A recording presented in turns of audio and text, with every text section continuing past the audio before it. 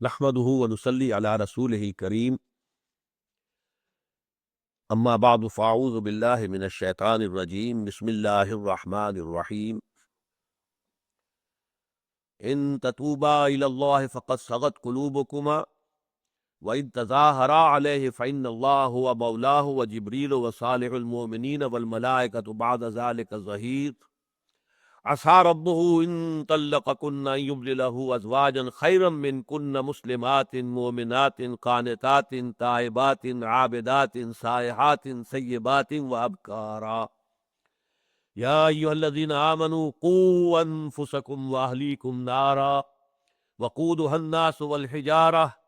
عليها ملائكة غلاظ شداد لا يعصون الله ما امرهم ويفعلون ما يؤمرون یا ایھا الذین کفروا لا تعتذروا اليوم انما تجزون ما کنتم تعملون صدق اللہ العظیم رب اشرح لی صدری ویسر لی امری واحلل عقدۃ من لسانی یفقہوا قولی۔ اس آیت مبارکہ پر ان تتوبا الی اللہ فقد صغت قلوبکما گفتگو میں کر چکا ہوں،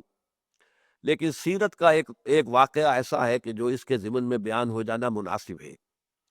کہ جس میں واقعتاً ایک جو ہے کیفیت بن گئی تھی کہ ازواج مطہرات نے ایک جتھا بندی کی تھی اور حضور پر دباؤ ڈالا تھا۔ وہ مسئلہ یہ تھا کہ آپ کو معلوم ہے کہ حضور کے ہاں تو فقر تھا، جب مسلمانوں کے عام گھروں کے اندر بھی کچھ آسودگی پیدا ہو گئی تو ظاہر بات ہے کہ فطری طور پر ازواج مطہرات کے دل میں بھی خیال پیدا ہوا کہ اب تو ہمیں بھی کچھ کشادگی حاصل ہو جانی چاہیے، کچھ خرچ میں نفقہ ہمارا زیادہ بڑھ جانا چاہیے۔ تو انہوں نے نفقات کا مطالبہ کیا اور اس کے ضمن میں سب نے جتھا بندی کر لی مل کر، جیسے ہمارے یہاں ٹریڈ یونینزم ہوتی ہے، تو سب نے جو ہے اس طریقے سے حضور سے بیک زبان جمع ہو کر مجتمع ہو کر مطالبہ کیا کہ ہمیں خرچ زیادہ دیا جائے۔ اس کے ضمن میں روایت جو آتی ہے وہ ہے واقعتاً ایسی کہ جس پہ اس لفظ تظاہر جو ہے اس کا اطلاق ہو جاتا ہے۔ چنانچہ یہ واقعہ بہت مشہور ہے حضور کی حیات طیبہ کا، واقعہ ایلا۔ حضور نے جب یہ دیکھا کہ ان کا دباؤ مجھ پر بہت بڑھ رہا ہے تو آپ نے ایلا کا اعلان کر دیا کہ میں تم سب سے تعلق منقطع کرتا ہوں عارضی طور پر۔ ایلا یہ ہے کہ اب ذل و شوق کا تعلق میرا تمہارا نہیں رہے گا، یہ ایلا ہے۔ ایک مہینہ اس طرح گزرا اور خبریں یہ اڑ گئیں کہ حضور نے ازواج کو طلاق دے دیا۔ اس سے یہ کہ بڑی ایک سراسیمگی پیدا ہو گئی مدینے کے اندر، صحابہ کرام میں بڑی بے چینی پریشانی۔ تو اس کے صورت میں جو ہے وہ خاص طور پر حضرت ابو بکر اور حضرت عمر، یہ دونوں انہوں نے ہمت کی، جرأت کی، انہی کا یہ مقام اور مرتبہ بھی تھا کہ حضور سے جا کے گفتگو کریں۔ تو یہ واقعہ جو ہے صحیح مسلم کے اندر حضرت جابر ابن عبداللہ اس کے حوالے سے موجود ہے، انہوں نے روایت کیا ہے کہ جب حضرت عمر نے فرمایا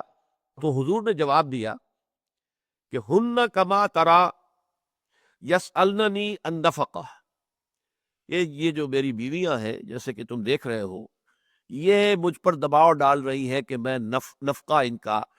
مال، ان کا جو خرچہ ہے وہ بڑھاؤں، تو میرے پاس تو کچھ نہیں ہے، میں کہاں سے لاؤں؟ تو اس کا ذکر جو ہے، اور دوسرا سورہ احزاب کے اندر بھی اس کا ذکر موجود ہے، یا ایھا النبی قل لازواجک ان کنتن تردن الحیات الدنیا وزینتها فتعالین امتعکن واسرحکن سراحا جمیلا۔ اے نبی کہہ دیجیے اپنی بیویوں سے کہ اگر تو تم طالب ہو حیات دنیاوی کی، دنیا کا مال و اسباب، دنیا کی شوکت، دنیا کی آسائشیں، دنیا کی جو بھی آپ دولت چاہے، وزینتہا، اور وہاں اس کی زینت اور زیبائش چاہتے ہو، فتعالینا، تو آؤ،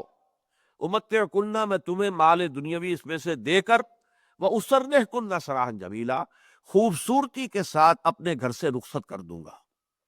میرے گھر میں رہنا اگر ہے تو یہی فقر، یہی فاقہ، یہی تنگی تمہیں برداشت کرنی پڑے گی۔ یہ فقر جو ہے حضور کا اختیاری فقر تھا، ورنہ تو آپ اس وقت جو ہے وہ ایک بادشاہ کی حیثیت رکھتے تھے پورے عرب کے، اور اس میں سے یہ ہے کہ بیت المال پورا آپ کے تصرف میں تھا، لیکن یہ کہ آپ نے اپنا جو بھی خرچہ ہے وہ کم سے کم جتنا کبھی تھا اس سے زیادہ نہیں بڑھایا۔ یہاں اب تک کہ آپ کو معلوم ہے کہ حضرت فاطمہ رضی اللہ تعالیٰ عنہ بھی حاضر ہوئی ہیں اور انہوں نے کہا کہ ابا جان مجھے کوئی کنیز یا غلام عنایت کر دے دیکھیے میرے یہ کندھے کے اوپر نشان پڑ گیا ہے، مشق میں پانی بھر بھر کے میں لاتی ہوں کنویں سے، اسی طریقے سے یہ میرے ہاتھ میں گٹے پڑ گئے ہیں، یہ جو چکی میں پیستی ہوں، آٹا پیستی ہوں اس سے، تو مجھے کوئی کنیز، کوئی غلام دے دیجئے۔ حضور نے فرمایا نہیں بیٹا، حالانکہ جس قدر محبت حضور کو حضرت فاطمہ سے تھی اس کا ہم اندازہ نہیں کر سکتے، بہت محبت تھی، کہ نہیں بیٹا یہ چیزیں ہمارے لیے نہیں ہیں، میں تمہیں اس سے بہتر چیز بتاتا ہوں، اور وہ یہ ہے جو تسبیح فاطمہ ہے، وہ اسی روایت میں آئی ہے کہ ہر نماز کے بعد 33 مرتبہ سبحان اللہ، 33 مرتبہ الحمدللہ، اب 33 یا 34 مرتبہ اللہ اکبر کہہ لیا کرو، یہ بہت بڑی دولت ہے اس دنیا کی کسی کنیز یا غلام کے مقابلے میں۔ تو یہ چیز جو ہے ایک طرح کا معاملہ جو فطری طور پر ہو جاتا ہے دنیا کے اندر، تو وہ حضور کے ساتھ بھی ہوا ہے، اور حضور کے ازواج مطہرات نے ایکا کر کے ایک جتھا بنا کر حضور پر دباؤ ڈالنے کی کوشش کی ہے۔ اس کے اوپر اس آیت کا اطلاق زیادہ صحیح ہوتا ہے، اگرچہ یہ واقعہ جو ہے سورہ احزاب میں آیا ہے، یہاں پر در حقیقت معاملہ دوسرا ہے۔ اب اس کے بعد وہ جو دھمکی دی گئی تھی، وَإِن تَظَاهَرَ عَلَيْهِ فَإِنَّ اللَّهَ هُوَ مَوْلَاهُ وَجِبْرِيلُ وَصَالِحُ الْمُؤْمِنِينَ وَالْمَلَائِكَةُ بَعْدَ ذَلِكَ ظَهِيرٌ، اب اس کو آگے بڑھایا جا رہا ہے، عَسَىٰ رَبُّهُ إِن طَلَّقَكُنَّ أَن يُبْدِلَهُ أَزْوَاجًا خَيْرًا مِّنكُنَّ، ہو سکتا ہے کہ اس کا رب یعنی محبت کا رب صلی اللہ علیہ وسلم یعنی اللہ تعالی، عَسَىٰ رَبُّهُ إِن طَلَّقَكُنَّ، اگر وہ تم سب کو طلاق دے دے، أَن يُبْدِلَهُ، تو ہو سکتا ہے بلکہ توقع ہے کہ اللہ تعالیٰ اپنے نبی کو تمہاری جگہ بدل دے کر تمہیں تمہاری جگہ پر ایسی بیویاں دے گا، ازواجن خیرم من کنہ، جو تم سب سے بہتر ہوگی، مسلمات۔ اب یہاں پر 7 یا 8 جو ہیں اوصاف آ رہے ہیں، گویا کہ یہ اوصاف ہیں کہ جو کسی مسلم خاتون کے اندر بہت ہی مطلوبہ ہیں، پسندیدہ ہیں، جس کی بنا پر کہ وہ عورتوں میں اچھی عورت شمار ہوگی۔ مسلمات، سب سے پہلے اللہ تعالیٰ کے سامنے سر تسلیم خم کر دینے والی ہیں۔ مومنات، اللہ پر، آخرت پر، کتاب پر، وحی پر، رسالت پر یقین رکھنے والی ہیں۔ قانتات، فرما بردار، فرما برداری کرنے والی ہیں، فرما برداری اللہ کی بھی اور فرما برداری شوہر کی بھی، شوہر کی فرما دی۔ فالصالحات قانتات، اچھی بیویوں کی پہلا جو وصف بیان ہوا، پہلی صفت وہ یہی ہے، قانتات، قانتات تائبات، توبہ کرنے والی ہیں۔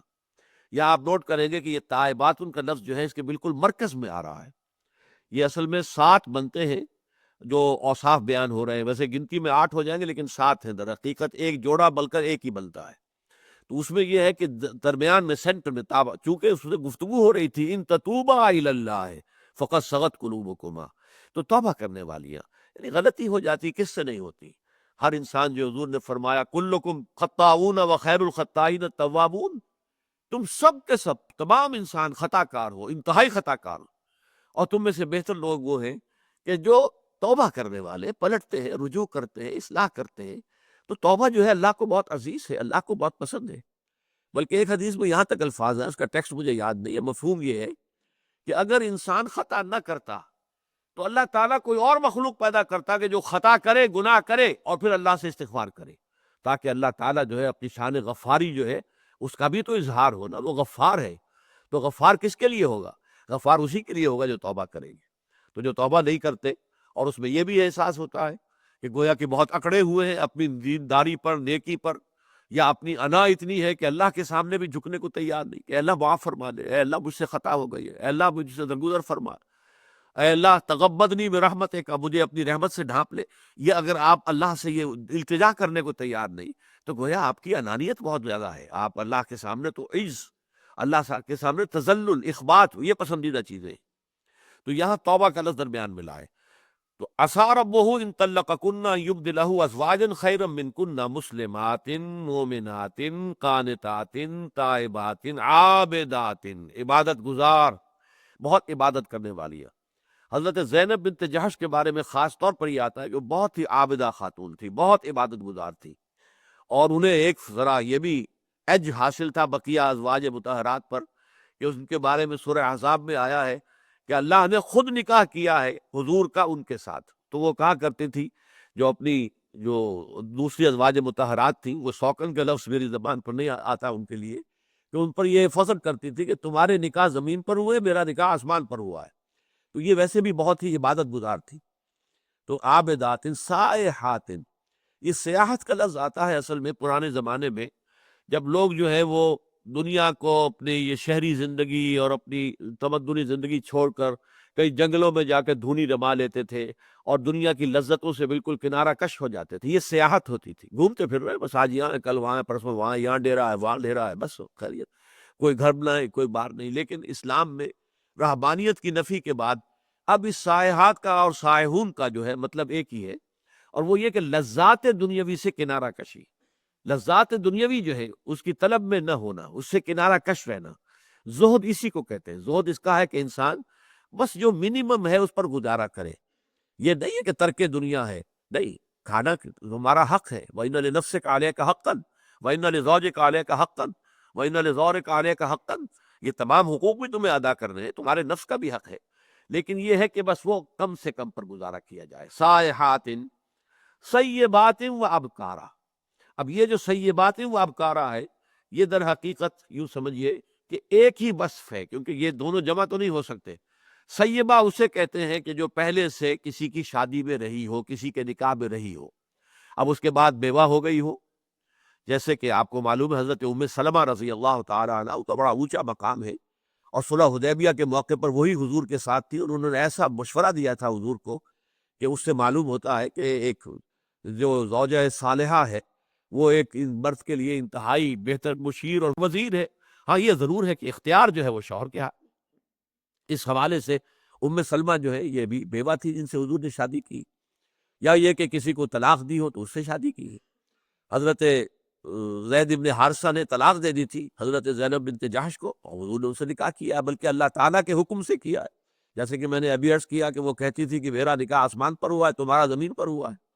تو سیبہ اس سے کہتی ہے شوہر آشنا، جو پہلے بھی کسی کی کے نکاح میں رہ چکی ہوں۔ اب کارا یہ ہے کنواریاں۔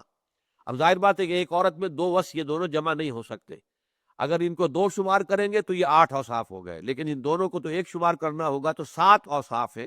اور 7 میں مرکزی جو ہے وہ تائبات۔ اس موضوع پر انشاءاللہ اگلے درس میں، کیونکہ اس رکوع جو سورہ مبارکہ کے دوسرے رکوع میں توبہ کے ضمن میں قرآن مجید کی عظیم ترین آیت آئی ہے، عسیٰ ربہ ان طلقکن ان یبدلہ ازواجا خیرا منکن مسلمات مؤمنات قانتات تائبات عابدات سائحات سیبات و ابکارا۔ اب اس کے بعد وہ مضمون آ رہا ہے جس کا میں نے خاص طور پر اگر اشتہار آپ کی نظر سے گزرا ہو تو اس میں جو حوالہ دیا تھا، اس خاندان کے ادارے میں سربراہ جو ہے، اس سربراہ کا جو ہے وہ کیا رول ہے اس ضمن میں۔ ایک تو اب نیگیٹو رول ہم پہلے پڑھ چکے ہیں، نیگیٹو وہ سورہ تغابن میں تھا، یا ایھا الذین آمنوا ان من ازواجکم و اولادکم عدوا لکم فاحذروہم،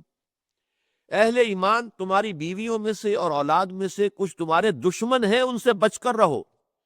میں آج ابتدا میں عرض کر چکا ہوں پچھلی نشست میں کہ در حقیقت جو فطری محبت والدین کے دل کے اندر ڈال دی گئی ہے، اس کی وجہ سے در حقیقت، اور زوجین کے لیے ایک دوسرے کے لیے محبت جو ڈال دی گئی ہے، تو اس کی وجہ سے یہ محبت بسا اوقات انسان سے شریعت کے حدود سے تجاوز کرا لیتی ہے۔ ان کی محبت کی وجہ سے انسان حرام خوری میں مبتلا ہوتا ہے، غلط کام کرتا ہے، تو اس حوالے سے وہ دشمنی ہو گئی۔ وہ تو پھر حضور نے فرمایا بہت ہی بدنصیب ہے وہ شخص جو دوسروں کی دنیا بنانے کے لیے اپنی عاقبت خراب کر لے۔ ظاہر بات ہے اولاد بھی جب تک تو وہ چھوٹی ہوتی ہے تو معلوم ہوتا ہے کہ میرے جگر کا ٹکڑا ہے، میرے اپنے جسم کا حصہ ہے، میرے اپنے وجود کا حصہ ہے۔ جب بڑے ہو جاتے ہیں، سینہ تان کر بات کرتے ہیں، تو معلوم ہوتا ہے کہ وہ ہیں، ہم ہیں، میں ہوں، وہ ہے۔ ان کی بھی ایک رائے ہے، ان کی بھی ایک پسند ہے، ان کا بھی جو ہے ان کی ترجیحات ہے۔ وہ کہتے ہیں کہ اب آپ تو پرانے زمانے کی باتیں کر رہے ہیں، اب یہ زمانہ اس کا نہیں رہا ہے، وغیرہ وغیرہ۔ تب معلوم ہوتا ہے کہ نہیں، یہ میرے وجود کا حصہ نہیں ہے، بلکہ یہ کہ ان کا تو اپنا ایک مستقل وجود ہے۔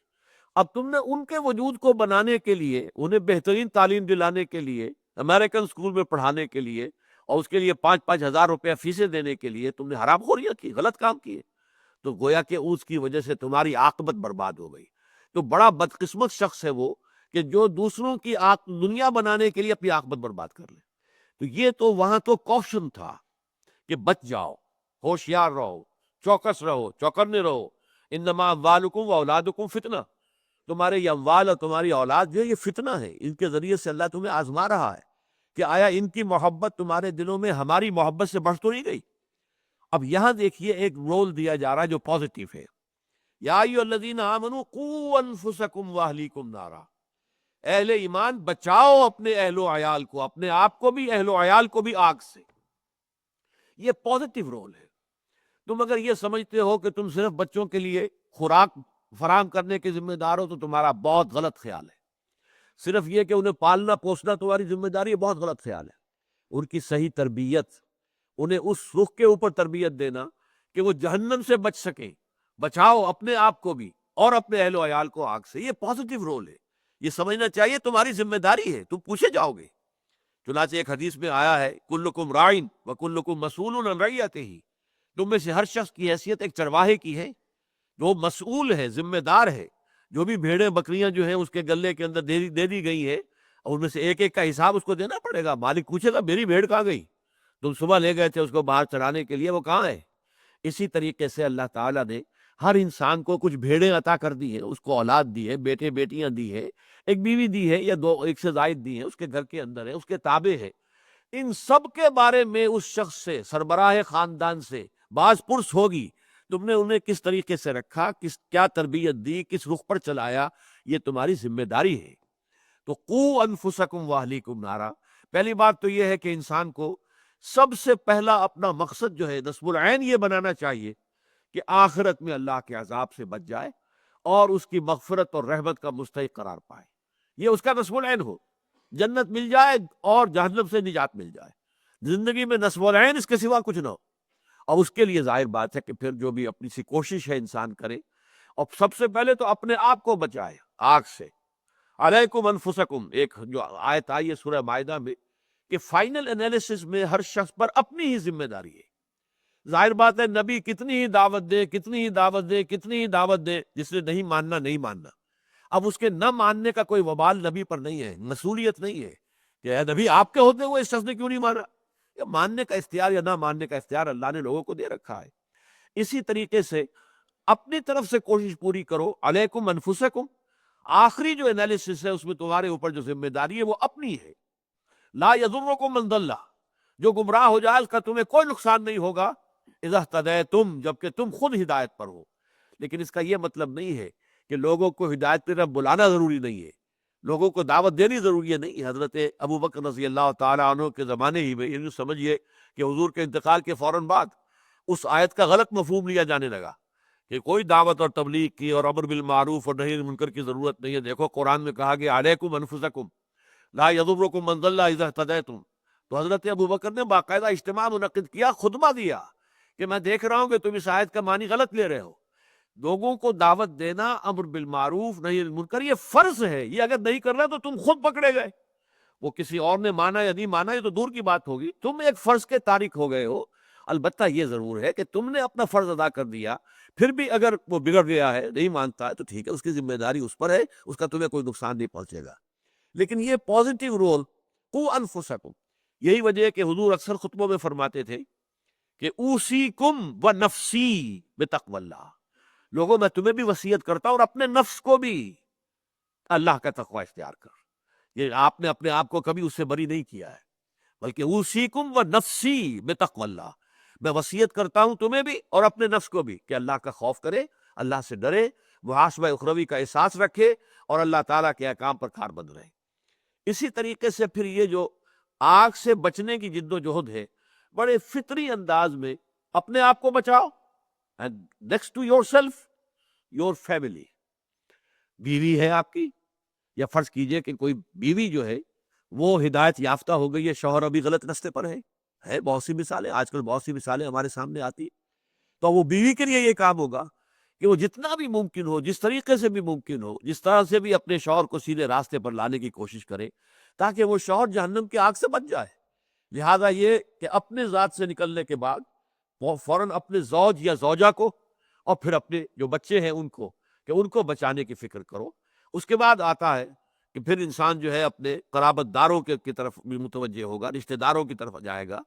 پھر یہ ہے کہ اپنے پڑوسیوں کی دعوت دی جائے گی، پھر یہ کہ پوری نوع انسانی کو دعوت دی جائے گی۔ لیکن دعوت کیا ہے؟ قوا انفسکم واہلیکم نارا۔ یہی وجہ ہے کہ تمام انبیاء کرام کی جو دعوت ہے اس کا نقطہ آغاز انذار آخرت ہے۔ یا ایھا المدثر قم فانذر وربک فکبر۔ اور حضور کا تو یہ تعامل تھا کہ آپ اپنی قریب ترین جو خواتین تھی رشتہ دار ان کو لے کر بیٹھتے تھے اور آپ فرماتے تھے یا فاطمہ تو بنت محمد انقذی نفسک من النار فانی لا املک لک من اللہ شیئا، اے فاطمہ محمد کی لخت جگر نور چشم، اپنے آپ کو آگ سے بچانے کی فکر کرو، اس لیے کہ اللہ کے ہاں مجھے کوئی اختیار تمہارے بارے میں حاصل نہیں ہوگا، اختیار اللہ کا ہوگا، اور ان کے سامنے تیرے عمل ہوں گے جو سامنے پیش آئیں گے۔ یا صفیہ تو امت و رسول اللہ، اے صفیہ اللہ کے رسول کی پھوپھی حضرت حمزہ کی ہمشیرہ، انقذی نفسک من النار، بچاؤ اپنے آپ کو، نکالو آگ سے، فإنی لا املک لک من اللہ شیئا، اس لیے کہ میں قیامت میں اللہ تعالیٰ کے ہاں آخرت میں تمہارے کام نہیں آ سکوں گا، مجھے کوئی اختیار حاصل نہیں ہوگا۔ تو یا ایھا الذین آمنوا قوا انفسکم واہلیکم نارا، اب اس نار کی شدت کو بیان کرنے کے لیے فرمایا وقودھا الناس والحجارہ، اس کا ایندھن بنیں گے انسان بھی اور پتھر بھی۔ انسان تو بنیں گے ہی، جہنمی جو ہوں گے مشرک ہوں گے، کافر ہوں گے، برے اعمال والے ہوں گے، وہ مسلمان تھے لیکن یہ کہ ان کے برے اعمال کا پلڑا جو ہے بھاری ہے تو جہنم میں تو جائیں گے۔ البتہ اگر دل میں ایمان ہے، واقعی حقیقی یقین والا ایمان کسی درجے میں بھی ہے، تو پھر وہ اپنے گناہوں کی مقدار کے مطابق سزا پا کر وہاں سے نکال لیے جائیں گے، لیکن ایک دفعہ تو جانا ہوگا۔ اس حوالے سے فرمایا وہ آگ کیسی ہے کہ اس کا ایندھن انسان بھی بنیں گے، پتھر بھی۔ پتھر کا یوں ہو سکتا ہے، اس کے دو مفہوم ہو سکتے ہیں، ایک تو یہ کہ وہ آگ کے جس کا ایندھن پتھر ہو اس کی شدت کا کیا عالم ہوگا۔ جیسے آپ کو معلوم ہے کہ ایک کوئلہ ہمارے ہاں لکڑیوں سے بنتا تھا، اور ایک وہ جو پتھر والا کوئلہ آتا ہے اس کی جو حدت ہوتی تھی، اس کے اندر جس قدر تمازت ہوتی تھی، اس کا آپ اندازہ نہیں کر سکتے۔ پھر اس میں ایک رخ یہ بھی ہے کہ یہ جو اصل مخاطب تھے قرآن مجید کے اولین، تو وہ بتوں کو پوچھتے تھے، وہ پتھروں سے بنے ہوئے تھے کہ جب تمہیں جھونکا جائے گا اس جہنم میں تو تمہارے ان بتوں کو بھی جھونکا جائے گا، وہ بھی جلیں گے، تاکہ تمہاری حسرت میں اضافہ ہو جائے کہ ہم انہیں معبود سمجھتے رہے، ہم ان کے سامنے متھے ٹیکتے رہے، اور یہ بھی ہمارے ساتھ اسی جہنم کی آگ کے اندر جل رہے ہیں۔ وقودھا الناس والحجارہ، اب آ رہا ہے اس کا جو اہم ترین حصہ ہے آیت کا، علیہا ملائکۃ غلاظ شداد، اس جہنم پر ایسے فرشتے معمور ہیں، وہاں کے کارندے جو بڑے تند خو ہیں، سخت دل ہیں، سخت دل، بہت زبردست ہے۔ یعنی ایسا نہیں ہے یہ تمہارے لاڈلے جن کو تم نے بہت گھی شکر کھلایا ہے اور بہت اچھی تعلیمیں دلائی تھی اور بڑے اونچے عہدوں پر دنیا میں پہنچا دیا تھا، جب تمہارے سامنے آگ میں جلیں گے تو اس وقت ان کے نالہ و شیون سے، ان کے آہ و فغاں سے، ان کی چیخ پکار سے کسی فرشتے کا دل پسیجے گا نہیں، کسی کے اندر کوئی نرمی پیدا نہیں ہوگی۔ وہ لوگ جو ہے وہ فرشتے، یا ایھا الذین آمنوا قوا انفسکم واہلیکم نارا وقودھا الناس والحجارہ علیہا ملائکۃ غلاظ، غلیظ القلب، سخت دل والے، اور شداد، بہت سخت، لا یعصون اللہ ما امرہم، وہ اللہ تعالیٰ کی کسی بھی حکم کی نافرمانی نہیں کرتے، ویفعلون ما یؤمرون، اور کرتے ہیں وہی کا جس کا انہیں حکم ہوتا ہے۔ ملائکہ کے بارے میں جان لیجئے، یہ بات اس سے پہلے بھی آتی رہی ہے کہ ملائکہ نورانی مخلوق ہے، اللہ سے بہت قرب رکھتے ہیں، لیکن ان کے پاس اختیار کوئی نہیں ہے، قطعاً کوئی اختیار نہیں۔ They do what they are commanded to do, that's all۔ قرآن مجید میں اس کو کھود دیا گیا ہے، چنانچہ لہو ما بین ایدینا وما خلفنا وما بین ذالک، سورہ مریم میں فرمایا کہ حضور کے اس شکوے کے جواب میں کہ جبرائیل ہمیں تو انتظار رہتا ہے وحی کا، آپ زیادہ زیادہ وقفہ ڈال کر آتے ہیں، تو ان کا جواب جو دیا گیا ہے کہ اے نبی ہم اپنی مرضی سے اتر ہی نہیں سکتے، لا نتنزل الا بامر ربک، ہم آپ کے رب کے حکم کے بغیر نازل نہیں ہو سکتے۔ لہو ما بین ایدینا، اس کا اختیار ہے اس پر بھی جو ہمارے سامنے ہے، وما خلفنا، اور اس پر بھی کہ جو ہمارے پیچھے ہے، وما بین ذالک، اور جو ان دونوں کے درمیان ہے۔ اب دیکھیے میرے آگے میرے پیچھے، آگے اور پیچھے کے درمیان کون ہے؟ میں ہوں، تو میں تو کلیتاً حکم رب کے تابع ہوں، جب اس کی مرضی اس کا حکم ہوتا ہے میں آتا ہوں۔ یہ ہے اصل میں شے، اس لیے کہ ذرا بھی اگر آپ غور کریں گے تو یہ دنیا میں جو الہہ کا تصور ہے، در حقیقت ظاہر بات ہے دنیا شروع ہوئی ہے اسلام کے ساتھ، ایمان کے ساتھ، حضرت آدم مومن نبی اللہ کے، یہ بعد میں کہاں سے آ گئے یہ الہہ؟ یہ در حقیقت ایمان بالملائکہ کی بگڑی ہوئی شکل ہے۔ اللہ تعالیٰ نے ملائکہ معمور کیے ہوئے، یہ پہاڑ کا فرشتہ ہے، یہ سورج کا فرشتہ ہے، یہ چاند کا فرشتہ ہے، اس کے ذمہ یہ کام ہے، اس کے ذمہ یہ کام ہے، اس کو بارش کا فرشتہ ہے، یہ ہواؤں کا فرشتہ ہے، فرشتے ہیں۔ لیکن یہ کہ جب ان لوگوں نے یہ کہا کہ ہاں جب یہ اتنے برگزیدہ ہیں اور انہیں خدا کی بیٹیاں بھی قرار دے دیا عرب والوں نے، تو اللہ کی بڑی لاڈلی ہے یہ، اور ان کے ہم تصویریں بنائیں، لات اور عزا اور منات، اور ان کو بھی پوجیں تاکہ یہ ہم سے خوش ہو، تو ہم پر مہربانی ان کی زیادہ ہو جائے۔ یہی وجہ ہے کہ ہندوستان کے اندر بھی آپ کو معلوم ہے کہ مہادیو وہ اللہ ایک ہے، مہادیو تو ایک ہے، ایک سے زائد نہیں ہو سکتے، مہا تو ایک ہی ہوگا، لیکن پھر دیوی اور دیوتا یہ بے شمار ہیں۔ اسی طرح اللہ ایک تھا عرب میں، لیکن آلہہ بے شمار تھے۔ جیسے کہ یورپ میں بڑے جی سے لکھے جانے والا گاڈ ہمیشہ سے ایک رہا ہے، omnipotent, omniscient, omnipresent, علی کل شیء قدیر، بکل شیء علیم، جہاں بھی کہیں ہو تم، ہوا معکم اینما کنتم۔ لیکن یہ کہ اس کے نیچے گاڈز اینڈ گاڈیسز، تو یہ گاڈز اینڈ گاڈیسز، دیویوں اور دیوتاؤں اور آلہہ کا تصور کیا ہے؟ یہ ایمان بالملائکہ کی بگڑی ہوئی شکل ہے۔ ہمیں ملائکہ سے دعا کرنے کی اجازت بھی نہیں ہے۔ ہمیں معلوم ہے 2 فرشتے میرے ساتھ موجود ہیں، لیکن مجھے کسی تکلیف میں میں یہ نہیں کہہ سکتا کہ میری ذرا یہ مدد کر دو، نہیں، اللہ سے درخواست کرو، اللہ جس طریقے سے چاہے کرائے۔ وہ کسی فرشتے کو بھیجے، وہ کسی فوت شدہ ولی اللہ کی روح کو بھیج دے، ہمیں کیا ہے؟ ہمیں تو پیڑ کھانے، وہ آم کھانے، پیڑ نہیں گرنے۔ لیکن ہم نہ ولی اللہ کو پکار سکتے ہیں، نہ فرشتے کو پکار سکتے ہیں، نہ کسی نبی کو پکار سکتے ہیں۔ پکارنا جو ہے ایاک نعبد و ایاک نستعین، تجھ ہی سے مدد مانگے گی، یہ ہے در حقیقت توحید فی الدعا۔ تو یفعلون ما یؤمرون، وہ تو وہی کچھ کرتے ہیں جس کا کہ انہیں حکم دیا جاتا ہے۔ یا ایھا الذین کفروا لا تعتذروا اليوم، اور پھر آخری بات آ رہی ہے ضمن میں، اس روز کہہ دیا جائے گا، اے کافرو، آج اب یہاں معذرت نہ کرو، بہانے نہ بناؤ، خام خواہ کی جو ہے گڑ گڑا کر معافی نہ مانگو، انما تجزون ما کنتم تعملون، تمہیں تو بدلے میں وہی کچھ دیا جا رہا ہے جو تم کرتے تھے۔ ہم نے اپنی طرف سے کوئی شے اس کے اندر اضافہ نہیں کیا ہے، تمہارے اعمال ہیں۔ دنیا میں وہ اعمال تمہیں شوگر کوٹڈ معلوم ہو رہے تھے، اس کے اندر تلخی تھی۔ اب کنین کی گولی، اس کے اوپر اگر آپ نے شوگر کوٹ کر دیا تو بڑے آسانی سے آپ کھا جائیں گے اس کو، لیکن ہے تو کڑوی۔ اب ہوا یہ ہے کہ تم نے حرام خوریاں وہاں کی تھی، وہ بڑی پلیزنٹ معلوم ہوئی، بہت اچھی لگی، لیکن اب ان کی اصل تلخی جو ہے تم پر ظاہر ہو گئی ہے، لیکن ہیں وہی تمہارے اعمال، وہی تمہارے سامنے رکھ دیے گئے۔ اللہ تعالی ہمیں اس روز کی رسوائی سے اور ناکامی سے بچائے۔ بارک اللہ لی ولکم فی القرآن العظیم ونفعنی وإیاکم بالآیات والذکر الحکیم۔